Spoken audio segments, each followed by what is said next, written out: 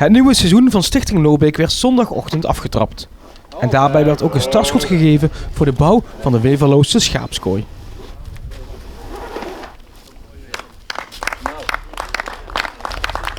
De wethouder heeft dus samen met onze voorzitter laten zien hoe het gebouw er in potentie uit gaat zien. Het is natuurlijk een artist impression, zoals dat zo mooi heet. Maar het is wel het gebouw zoals wij dat op tekening hebben staan en gaan bouwen. Daarnaast hebben we vandaag voor de kinderen een soort route gemaakt waarbij ze vragen kunnen beantwoorden over het terrein, over wat hier leeft en groeit. Daar kunnen ze een quizje invullen, zeg maar, een tiental vragen. Ook een beetje historisch zit erbij natuurlijk. En dadelijk gaan we nog met een groep mensen een rondje maken, wandelen, om te vertellen wat hier te zien en te beleven is in ons gebied, maar ook in het gebied van de Loobeek en rond die historische elementen die we hier bouwen.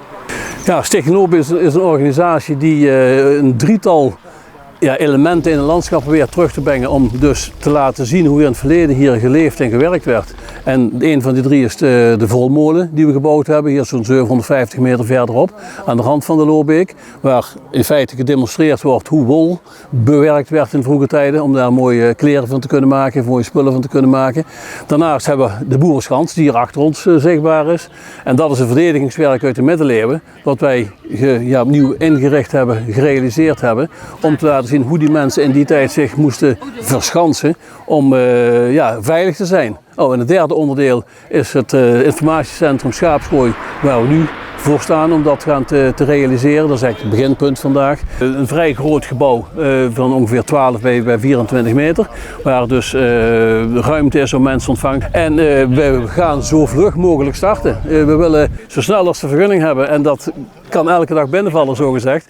Gaan wij een start maken, alles is voorbereid en dan is het de bedoeling om eind van het jaar het geheel te hebben staan. Het is een bouwkundig geen groot ingewikkeld gebouw, maar we gaan er wel voor zorgen dat het eind van het jaar alles gerealiseerd is. Dat is het idee. Ja, en naast de activiteiten die we vandaag doen, kunnen mensen altijd bij ons terecht om een excursie te laten doen voor een bedrijfsvereniging of voor een vriendenclub of voor een andere organisatie, een feestje. Dan wandelen wij met de mensen door het gebied, vertellen het verhaal, de historie van de schaapskompanie, van de tektoniek, van de grondwerking die hier zit, Geopark.